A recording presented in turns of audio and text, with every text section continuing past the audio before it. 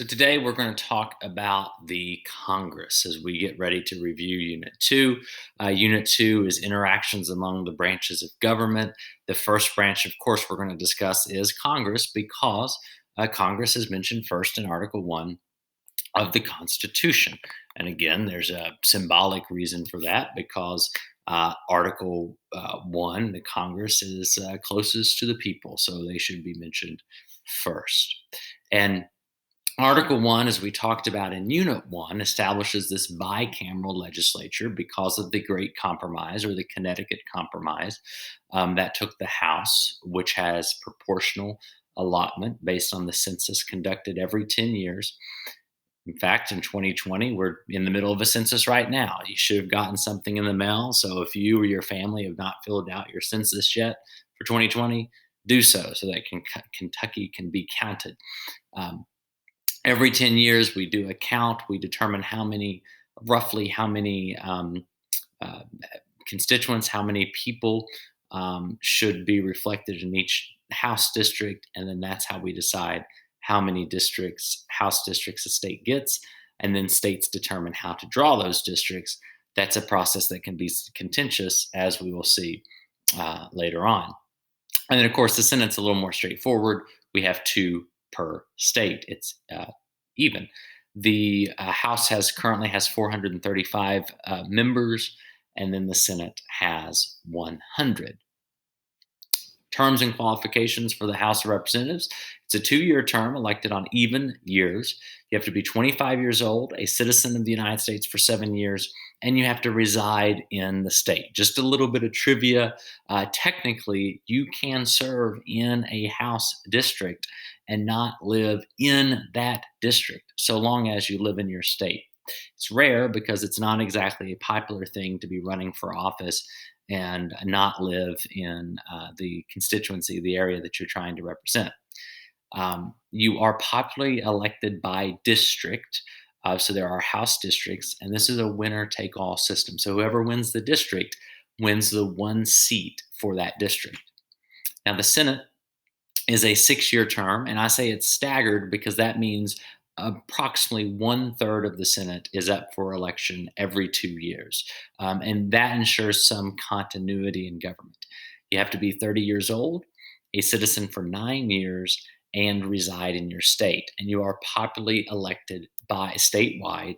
And again, it's a winner take all. So um, this is a change from the original Constitution, as you know, because the 17th Amendment is part of the Progressive Era reforms. It allowed for the direct election of senators by the popular vote in the states.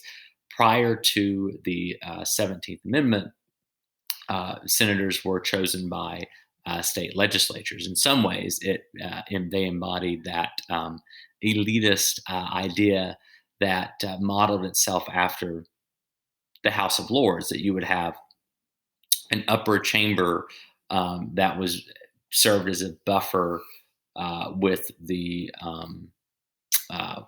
popularly elected chamber of government, with the popularly elected chamber of government in the House of Representatives. So, moving on to enumerated powers of Congress. So, what are some of the enumerated powers? Meaning the express powers, the powers explicitly written in the Constitution granted to Congress. These are not all of them, but they are the crux of them. The most well known is perhaps the power of the purse, the power of revenue, collecting taxes, and generating revenue. And remember, that was one of the biggest weaknesses of the Articles of Confederation. So we now have a Congress with the power to collect revenue, and then with that revenue, actually appropriate funds, appropriate money. You also had the power to coin money and set a national currency. Remember, that was another weakness of the Articles of Confederation because each state could determine its own currency. There was no national currency. So the new Constitution gave that power expressly, clearly established to the Congress. And then also relating to its commerce power, which we'll talk about, the Congress could set weights and measures, standard weights and measures. Also gives the Congress the power to punish counterfeit. Um, and promulgate laws relating to counterfeit. The power that's most often cited of Congress is the Commerce Clause, the ability of the Congress to regulate commerce uh, between the states and among the states, as well as commerce with foreign nations. So this is going to be one of the most contested, along with the necessary and proper clauses and powers given to Congress, because oftentimes throughout our history, Congress has referred to the Commerce Clause to justify some of its actions. And this can be anywhere from environmental regulation, regulation of firearms, a variety of the New Deal programs under President Roosevelt. Many of these cited the Commerce Clause to justify their action. Are one of our required cases that connect explicitly to the Commerce Clause is the United States versus Lopez, where the Supreme Court actually reined in Congress's power under the Commerce Clause by saying the commerce power did not give Congress the authority to regulate guns in school zones. So that is actually a shift from what we had traditionally seen, where now you have Congress's power in terms of Commerce Clause being scaled back a bit. The Congress is also given powers in foreign and military matters. It has the power to declare war, the sole power to declare war. Um, has the power to raise armies and navies. Again, another weakness from the Articles of Confederation, because the Confederation Congress had to rely on the state militias if it wanted to organize any wide scale action. Related to that, Congress can pass laws requiring conscription, the military draft. Congress also sets laws relating to naturalization and citizenship, and implied in that is immigration, matters of immigration. There are other powers that we can talk about. The Constitution mentions the Congress can define and punish piracy. The Constitution talks about establishing post offices, patents. The Congress has the power to issue patents to protect intellectual property. So, calling forth um, the militia to suppress insurrections, all kinds of enumerated powers listed in the Constitution. But none probably has gotten more attention, perhaps other than the Commerce Clause, than this whole issue of Congress's power to declare war. The last time Congress officially declared war was December of 1941, when the Japanese attacked Pearl Harbor. But as we know from our U.S. history courses last year, that the United States has been involved in plenty of wars since that time. And part of this is because presidents have used their enumerated power as commander in chief to kind of expand the scope and strength of their authority in terms of military matters. Congress essentially yielded this power to the presidency in the early 1960s with the passage of the Gulf of Tonkin Resolution, which was used essentially to authorize action in the Vietnam War. It allowed the president to retaliate against alleged attacks against United States and allied forces in Indochina. And by 1973, when the Vietnam War had become increasingly unpopular, Congress realized, look, we really have signed away our authority to the president. We need to reclaim some of it. We need to clarify this. At the same time, we're in the middle of the Cold War, right? So the president doesn't want to be hamstrung by the need to take swift and decisive action. And then we all know Congress is a relatively slow moving body. So the War Powers Act of 1973 tries to find a balance with that. It gives the president 48 hours to utilize the military without informing Congress, right? And then if he does, he has to inform Congress. So think about President Obama's use of the Navy SEAL team to go in and assassinate Osama bin Laden, right? That's a highly classified, top secret mission that you don't want to jeopardize the military intelligence or the operation by waiting, right? When you're getting this information in real time, by waiting and saying, okay, well, wait a minute, let me inform Congress, let me inform congressional leaders. The president may find themselves in a situation of wanting or needing to act quickly. And the War Powers Act gives the president that authority. So, excuse me. So this allows the president to use the military and then inform Congress, hey, guess what? I killed or I had folks go and kill Osama bin Laden. This is what happened. Now, if the president's action involves long term military engagement, the War Powers Act of 1973 gives Congress basically 60 days to take positive action. So if the president's deployed troops within 60 days, and then Congress can extend that to 30, Congress can basically authorize the funding for that and say, okay, yes, that's fine. And that it would be equivalent to a declaration of war or an endorsement of the president's action. If Congress does not act within that window, then the combat or deployment must end. There have been lots of arguments and discussions about this. In the modern era, it's the Authorization for the Use of Military Force, AUMF, that was passed after 9/11 that allows the president to take military action as needed in retaliation of the 9/11 attacks. That has been used as justification for military actions, even in the present day, even against groups that didn't exist when 9/11 occurred. Right? President Bush famously used it to justify an invasion of Iraq, along with some additional authorizations there.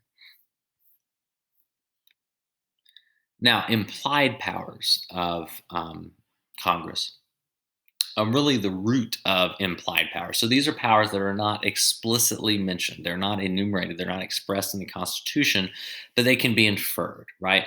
And there are a couple of ways that this happens. The first is this necessary and proper clause, which we talked about in Unit 1 when we talked about the Constitution. Basically, the necessary and proper clause says that Congress could do whatever is necessary and proper in order to carry out their enumerated powers, in order to carry out their responsibilities. If you're Congress and you want to expand your power, you're going to obviously take a very expansive view of that. Early from the very beginning, really in 1819 with McCulloch v. Maryland, the court has endorsed that expansive view. This is something called the implied powers doctrine. McCulloch v. Maryland, we talked about in Unit 1 when we talked about the National Bank and the notion of placing a bank in the United States in Maryland. The Supreme Court said, look, you have the supremacy clause and you have the necessary and proper clause. So if an action by Congress is required as part of its enumerated powers, then that is justified.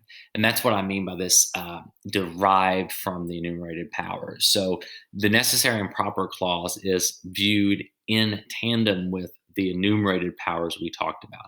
So if Congress can justify it under an enumerated power, then that's seen as an implied power. I'll give you an example. Congress passes laws making tax evasion a federal offense, right?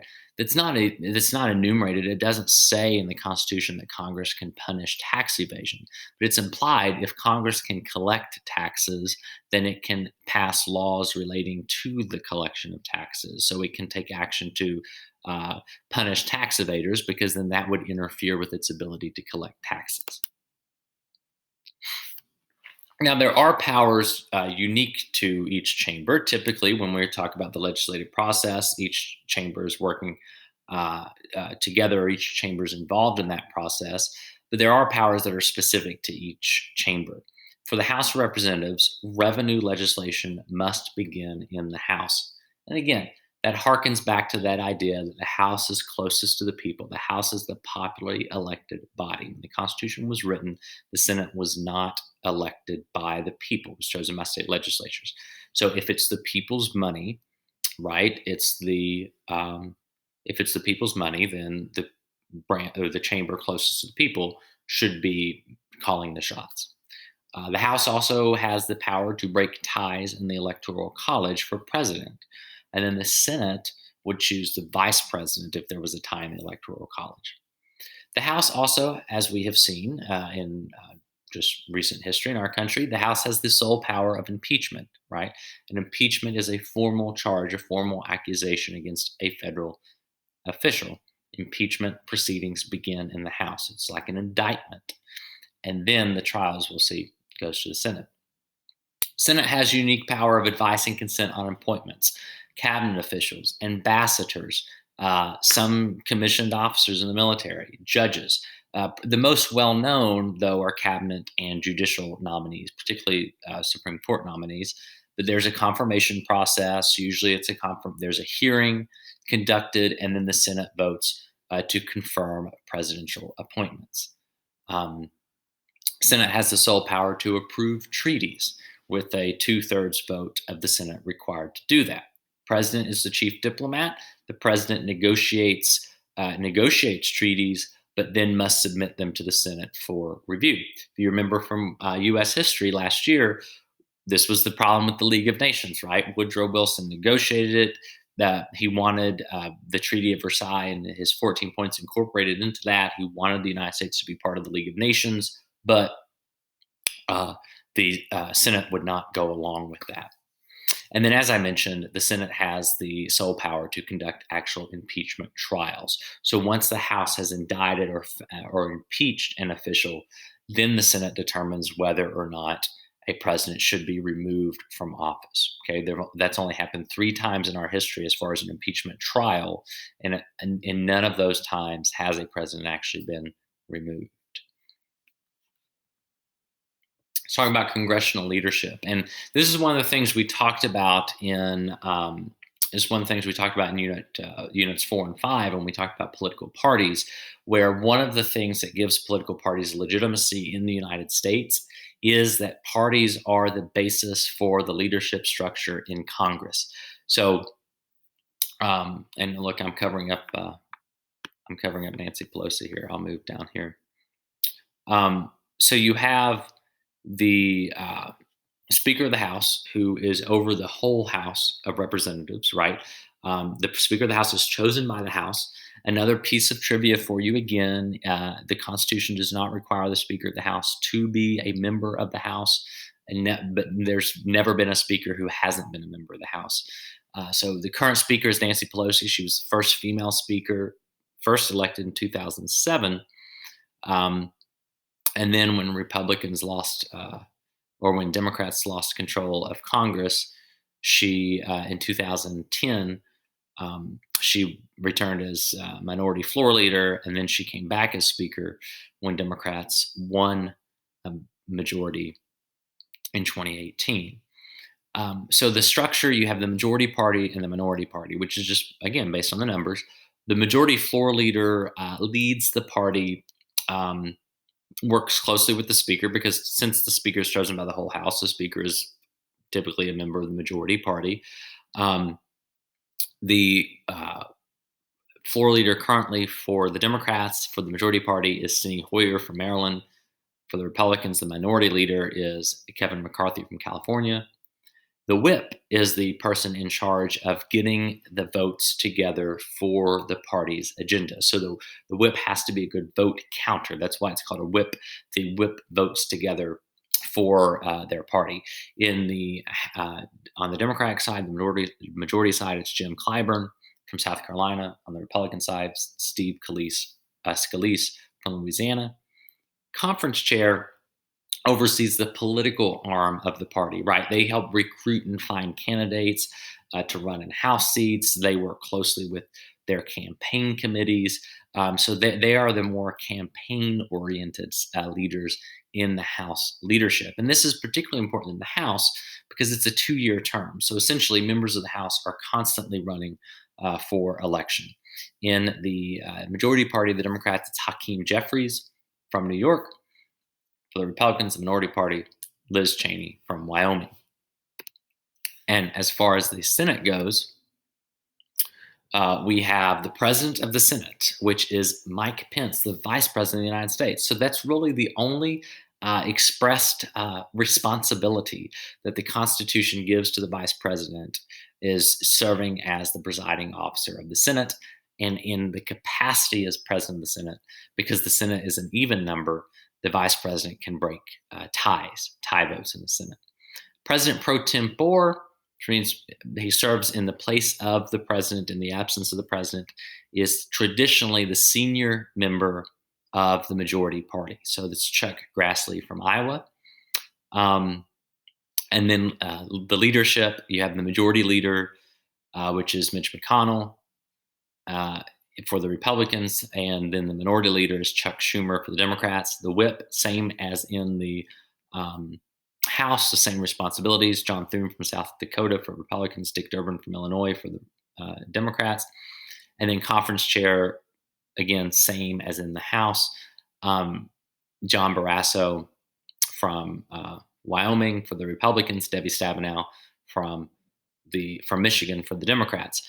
Although Democrats have their conference structured a little bit differently, they have different vice chairs for different issues and priorities. So this is the general structure, and the similarity between both houses is it's centered around party control. The majority leader in the party in the Senate has significant power, as we will see. And I'll move back up here. So let's talk about committees. Committees, as we know, is where the core legislative work gets done. It's where it's completed. These are typically subject expertise committees that have staff that devote themselves to writing legislation. So most legislation is written in committees. Most of the work and changes happen in the committee process. And there are four main types of committee. One is the standing committee. So these are permanent committees that, again, focus on a subject, specialty, or topic. They often, the appointment to a committee, the membership to a committee is determined by the leadership of the parties. It's often joking. They often joke that the most active campaign that a new member of Congress does from November to January is campaigning for a preferred committee appointment, because some committees get more notoriety. Obviously, if you're in the House, the Ways and Means Committee, if you're in the Senate Judiciary Committee gets a lot of attention because of the confirmation process for judicial nominees. Um, anything dealing with foreign relations or armed services, all kinds of issues that tend to draw more attention. You have the joint committees, which are typically research-oriented committees. They include members of both the House and the Senate, and they're often charged with the responsibility of doing some analysis or research and reporting back to the House or the other committees to make recommendations. Select committees are committees that are temporary, that are formed for a certain purpose, maybe to investigate a particular incident or to specialize in a topic that's come up in the country. They're formed by resolution of Congress to fulfill a specific role or specific task or responsibility.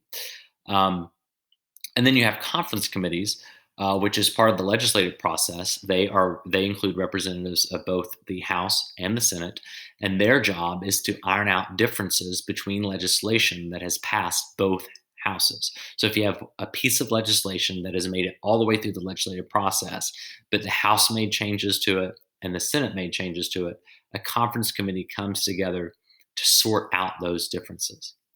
One of the key responsibilities of committees is oversight. And this is one of the ways that Congress is a check on the executive branch, right? Committees can investigate, they have investigative power, they can subpoena evidence, witnesses, documents, and they can. Request testimony. They can request questions for the record. They can investigate and determine whether or not the executive is faithfully executing the laws that were passed by Congress. And then we also know that congressional committees play an important role in the Iron Triangle. And the reason for that is because, as I said, that's where the core legislative work gets done. So if you're a bureaucratic agency, and you're an interest group, it's easier to influence a committee of fewer members than it is to represent an entire legislative body.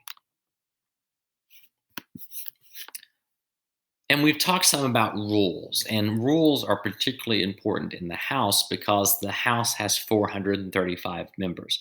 So you need clear rules in order to make sure you don't have chaos on the floor.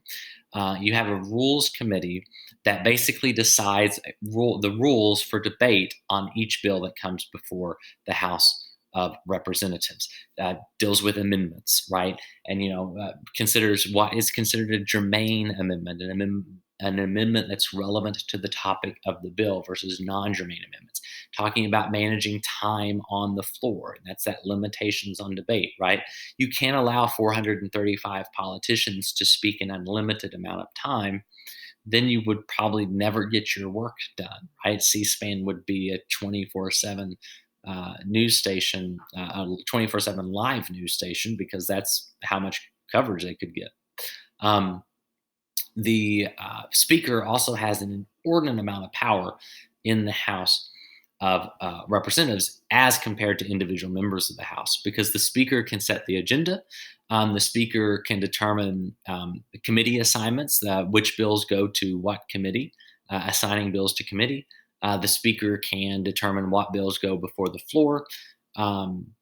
With the exception of this discharge petition, right? So if the speaker is sitting on legislation that a majority of the House wants to vote on, then a majority, 218 members of the House of Representatives, can sign a petition calling for discharge, and that really forces the speaker's hand, right? It's very rare because the speaker is a member of the majority party.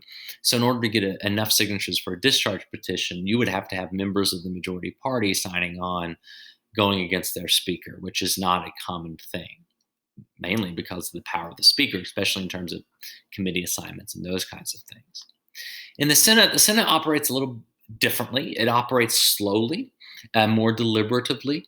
And that's by design. It has this unanimous consent function. So that means that one member can stall or hold up debate or progress on a piece of legislation.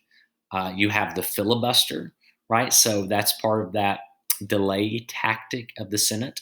The filibuster has loosened its or lost its teeth, I should say, in the recent half century or so because of the cloture motion. So there's now the ability to stop or to end debate with 60 votes. It used to be 67, then it was decreased to 60. So as long as 60 members of the Senate agree to end debate, then the filibuster ends. And then the majority leader, similarly to the Speaker of the House, does have an inordinate amount of power in terms of setting the agenda, in terms of deciding what bills are considered in the Senate. The majority leader can sit on bills, and there's no discharge petition in the Senate. So, Mitch McConnell is quipped that he's the Grim Reaper, right? Because the House, which is controlled by Democrats, has passed multiple pieces of legislation that have just ended up sitting on McConnell's desk, not advancing. And that's a power that the majority leader in the Senate has. This is the chart we all know and love. I would encourage you to dig through your notes and look back through it. You have an idea. It's a little bit more complicated than what Schoolhouse Rock tells us. This is how a bill moves through the legislative process. That idea is drafted into the legalese and legislative language. It's filed. It's assigned to a committee. The committee does research. They look at the impact, fiscal impact, if it's relevant, and then analyze the bill. There's a hearing and a vote in the committee. It could die in committee. If it's in the House of Representatives, it goes to the Speaker. The Speaker can then send it to the Rules Committee or not. If it's in the Senate, it goes to the Majority Leader. And then it goes to the floor vote. If the Speaker or the Majority Leader send it on. And then from the floor vote, if it has started in the House, it goes to the Senate and goes back through that committee process. If it started in the Senate, goes to House and goes to back to the committee process. And if both chambers pass the same piece of legislation, then it goes to the president. If both chambers pass different versions of the bill, then it goes to a conference committee that has to iron out the differences and release a report. And then it goes back to a vote, and both the House and the Senate have to agree to the conference report. And if they don't concur, then it's defeated. If they do, then that version that was revised by the conference committee goes to the president. Okay. And the president has three options, and we'll talk about this in the next part of our Unit 2 review, the executive. But president can veto, but the House and Senate can override the veto with a 2/3 vote, right? The president could sign it into law, or the president could do a pocket veto where he just holds on to it for 10 days, excluding Sundays, and it becomes law without his signature. Okay, so review the legislative process. Not as complicated as it looks. Speaking of legislative process, one of the key parts of this, especially at the committee level and then on the floor, is members of the Congress vote, right? They make decisions, and they make these decisions based on four general models of representation. And very rarely does a member of Congress fit neatly into one of these models, but it's important to know these, right? First is delegate, and that's the idea that a member directly reflects the views of his or her constituents, right? The constituents have delegated their power to the member, and so the member is going to vote and act in a way that he or she thinks, if you condensed all of their constituents into one person, that's how they would act. Okay, it's essentially like a majority rule thing. A trustee approach is a little bit different. It's like, look, the voters have entrusted me with the responsibility to serve in this capacity. There's a reason why they elected me based on my qualifications, or I had the better campaign ads, or whatever. But they're trusting me to make an informed decision based on those qualifications and based on my knowledge. Okay. Politico is someone who makes a decision based with the next election in sight, right? Someone who's going to make a decision that is going to be politically beneficial to them. Okay. And then the last is partisan, where, this is where the role of the whips is important. You just vote whatever your party whip tells you to, right? You vote in alignment with your party. And there are several, the Congressional Quarterly is one, there are several different entities that have rankings of members of Congress and how often or how frequently they vote with or against their party or the president and so forth, to see kind of how some of these models of representation break down. Again, very rarely is one member going to fall neatly into one of these categories. They're probably going to ebb and flow in and out of these different models of representation. One of the key responsibilities of Congress, as I said, is this notion of revenue and spending. And it's important that we understand just some of these terms as again, this is just review. I know I'm going through this quickly, but most of this should be familiar to you as we review. But there are a number of sources of revenue for Congress, part of their enumerated powers. One is the individual income tax, which was made possible by the 16th Amendment to the Constitution. This is the tax we're most familiar with, right? If you work, you've seen that tax come out of your paycheck. Corporate taxes, which are taxes on business profits, and then you have tariffs and excise taxes. So those are taxes on exported goods and services. Okay. Now, government spending. So, what does the government do with this revenue that it generates? You have three categories of spending: mandatory spending, discretionary spending, and then interest on debt.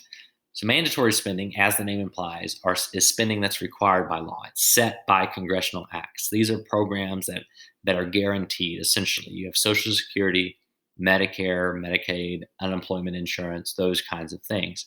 Mandatory spending accounts for about 60% of the federal budget.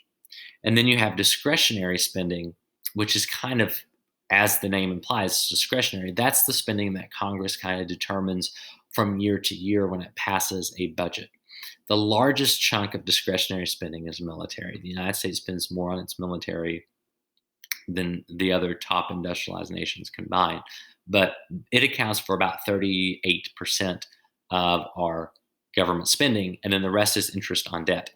So you have two parts of spending: revenue, that's money coming in, and spending, that's money going out. A deficit is created in a fiscal year when the amount of spending is greater than the amount of revenue coming in. So, in order to account for that difference, the government accumulates debt. Okay, the government takes out loans. It can do that through the sale of bonds. Um, but it has to pay back interest on that debt. So that's factored into our spending equation. And remember, we did an FRQ where you saw that depicted on a graph, that as revenues as a percentage of spending, as a percentage of the budget remained relatively flat, spending was increasing, particularly that interest component. But governments are uniquely positioned, and this is something we talked about in Unit 4. Governments are uniquely positioned to accumulate debt, right? Unlike a private individual. And this is part of that Keynesian economics, where Keynes would argue that actually government debt is necessary if it's an investment in the economy. Particularly, think about this COVID-19 situation, where we had this $2 trillion spending bill, stimulus bill, that included literally direct payments to American taxpayers, to American citizens, right? That is a Keynesian approach. That when there's an economic downturn, especially, the government is uniquely positioned to draw debt and spend to stimulate the economy. How has Congress changed over time? Well, certainly there's been an increase in partisanship, and I'll share the link with you. But we looked at that graphic of plotting different members of Congress as to where they were on the ideological spectrum. And over time, that it becomes increasingly polarized. And a lot of this has to do with the nature of congressional districts, and we'll talk about gerrymandering and how voting has become very concentrated. It's become very ideological. Many members of Congress are more concerned about primary election challenges than general election challenges. The nature of communication travel also creates less member interaction. Members of Congress would stay in Washington while Congress was in session. Their families would interact with each other. Their children would go to the same schools. But now, basically, we have this essentially a Tuesday to Thursday schedule, where then on Friday they fly out to their districts, and then on Monday they come back to Washington. So there's not a lot of time spent in Washington with their colleagues. Now, some may argue that this is not a bad thing, right? Because you want a member of Congress to be with their constituents as much as possible. But it also prevents the level of camaraderie. And this is often why the Senate often has a reputation as being more having more camaraderie, because you have longer terms. You have 6-year terms that allow for those relationships to build, versus the House, which has 2-year terms. There tends to be more turnover. The instance of divided government has become more common. This notion of and divided government can mean a number of things. One, it can mean that you have the executive branch controlled by one party and the legislative branch controlled by another. One could be a combination of that, which is what we have now, right? Where you have the executive branch controlled by the Republicans, you have the Senate controlled by Republicans, but then you have the House controlled by Democrats. And then this public image. Congress is an easy punching bag, right? Congress, last I checked, I think it was like 12-15% approval rating.